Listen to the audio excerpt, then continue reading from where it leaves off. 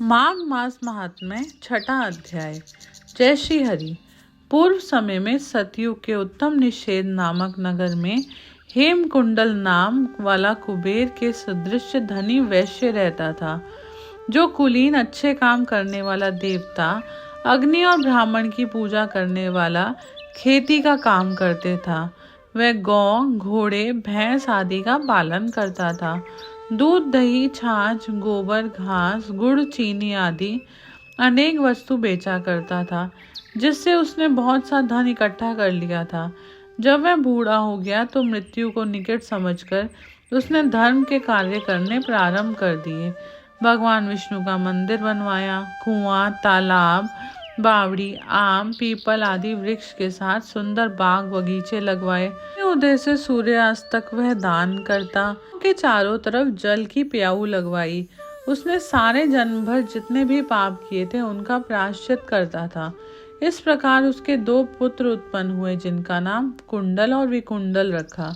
जब दोनों पुत्र युवावस्था के हुए तो हेमकुंडल वैश्य गृहस्थी का सब कार्य सौंपकर तपस्या के निमित्त वन में चला गया और वहां विष्णु की आराधना में शरीर को सुखाकर अंत में विष्णु लोक को प्राप्त हुआ।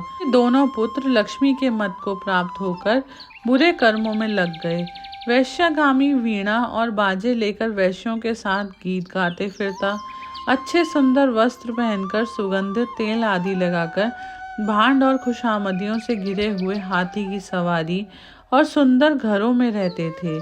इस प्रकार ऊपर बोए बीज के सदृश वे अपने धन को बुरे कामों में नष्ट करते थे।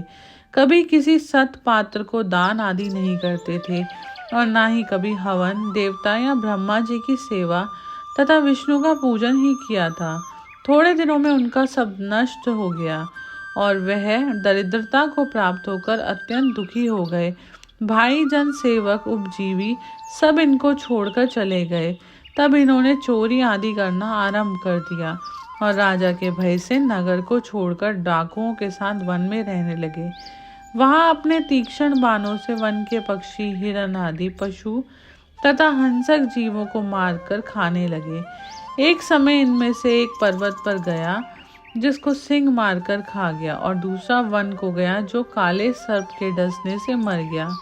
तब यमराज के दूत उन दोनों को बांधकर यम के पास लाए और कहने लगे, महाराज, इन दोनों पापियों के लिए क्या आज्ञा है?